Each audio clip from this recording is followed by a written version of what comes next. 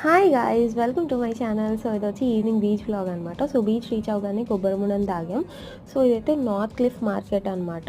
So మేము వచ్చింది north cliff beach. So అక్కడ నుంచి కిందకి వెళ్ళాలన్నమాట. సో వ్యూ చాలా బ్యూటిఫుల్గా ఉంది కదా. సో కిందకి దిగగానే మనకి బీచ్ యాక్టివిటీస్ అయితే ఉంటాయన్నమాట.